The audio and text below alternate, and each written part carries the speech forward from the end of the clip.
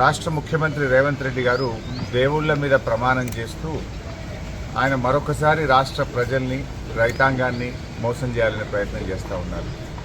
ఎందుకంటే ఎన్నికల ముందు డిసెంబర్ 9వ తేదీనే 2 లక్షల రుణమాఫీ చేస్తామని, 6 గ్యారంటీలు అమలు చేస్తామని బాండ్ పేపర్ల మీద రాసిచ్చి ఈరోజు రాష్ట్ర ప్రజల్ని కాంగ్రెస్ పార్టీ మోసం చేసింది.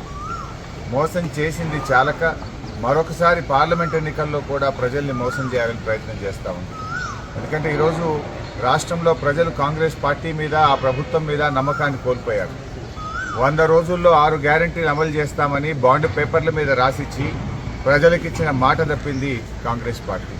ఒక్క విషయంలో కాదు, డిసెంబర్ 9వ తేదీనే 2 లక్షల రుణమాఫీ చేస్తామని, తొలి సంతకం 6 గ్యారంటీల మీద చేస్తామని, అసెంబ్లీలో చట్టబద్ధత తెస్తామని, 100 రోజుల్లో అమలు చేసి తీరుతామని చివరికి సోనియా గాంధీ గారి చేత కూడా రాష్ట్ర ప్రజలకు లేఖ రాయించారు.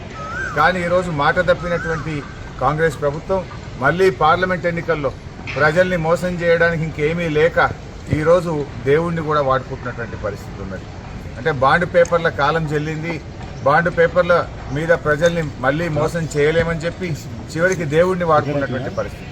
అందుకే ఈరోజు నేను ఒకటే సవాల్ చేస్తూ ఉన్నాను, మీరు దేవుడి మీద ప్రమాణం కాదు, నిజంగా మీరు ఆగస్టు 15వ తేదీలోగా 2 లక్షల రుణమాఫీ ప్రజలకు ఇచ్చిన ప్రకారంగా 6 గ్యారంటీలు 13 హామీలను మీరు బాండ్ పేపర్ల మీద రాసిచ్చారు. వాటన్నింటినీ ఆగస్టు 15వ తేదీలోగా మీరు అమలు చేసినట్టయితే నేను నా శాసన సభ్యత్వానికి రాజీనామా చేసి తిరిగి ఉప ఎన్నికల్లో పోటీ కూడా చేయను అని చెప్పి ముఖ్యమంత్రి గారికి సవాల్ వేశారు. ముఖ్యమంత్రి గారు కూడా గన్ పార్క్కి వచ్చి మేధావుల సమక్షంలో తన రాజీనామా పత్రాన్ని కూడా మేధావులకు అందించాలని చెప్పి నేను డిమాండ్ చేశాను. ఆయనే ముందు నన్ను అడిగాడు, హరీష్ నీ రాజీనామా పత్రం జేబులో పెట్టుకోమని. నేను నా రాజీనామా పత్రం తీసుకొని ఈరోజు గన్ పార్క్ దగ్గరికి బయలుదేరుతా ఉన్నాను. మీరు రండి, మీ రాజీనామా పత్రం పెట్టండి, నా రాజీనామా పత్రం మేధావుల చేతిలో పెడదాం. ఒకవేళ మీరు అమలు చేసినట్టయితే నా రాజీనామా పత్రాన్ని స్పీకర్ గారికి పంపిస్తాను, మీరు అమలు చేయలేకపోతే మీ రాజీనామా పత్రాన్ని గవర్నర్ గారికి పంపించండి. అప్పుడు ప్రజలకు నమ్మకం కలుగుతుంది.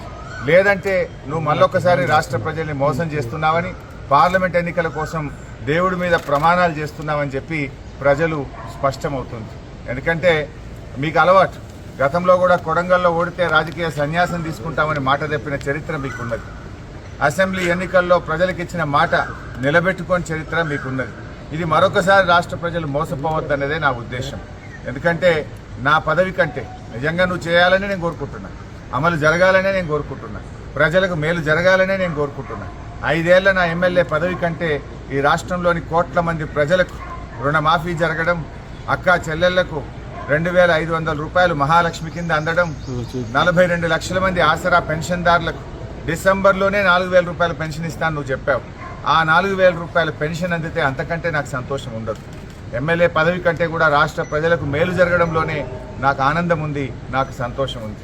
ఇలా ప్రతిపక్షంగా మా బాధ్యతనే మిమ్మల్ని అడగడం, కానీ ఇలా మీరేందంటే ప్రతీకార చర్యలకు పాల్పడతా ఉన్నారు.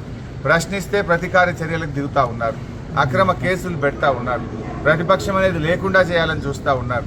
ఇలా రాష్ట్ర ప్రజలు మిమ్మల్ని అమలు చేయమని అధికార బాధ్యత మీకు ఇచ్చారు, మీరు అమలు చేయకపోతే ప్రశ్నించమని ప్రతిపక్ష బాధ్యత మాకిచ్చారు. ఇవాళ ప్రధాన ప్రతిపక్షంగా మీరు ఇచ్చిన మాట అమలు చేయాలని మిమ్మల్ని ప్రశ్నించడమే మా బాధ్యత. మేము ఒకవేళ ప్రశ్నించకపోతే రాష్ట్ర ప్రజలు మాకిచ్చిన బాధ్యతను మేము నిర్వర్తించని వాళ్ళం అవుతాం, మేము ఫెయిల్ అయిన వాళ్ళం అవుతాం. అందుకే ఇవాళ రాష్ట్ర ప్రజల కోసం, రాష్ట్రంలో మరి బడుగు బలహీన వర్గాల కోసం, పేదల కోసం, మహిళల కోసం, రైతుల కోసం నేను రాజీనామాకు సిద్ధపడ్డా. కనీసం ఈ ప్రయత్నం ద్వారానైనా ముఖ్యమంత్రి గారు ఇవన్నీ అమలు చేస్తారని ఆశిస్తున్నా, ప్రజలకు మేలు జరుగుతుందని ఆశిస్తున్నా. మరి నేను ఈరోజు ముఖ్యమంత్రి గారిని కూడా గన్ పార్క్ దగ్గరికి వచ్చి తన నిజాయితీ రుజువు చేసుకోవాలని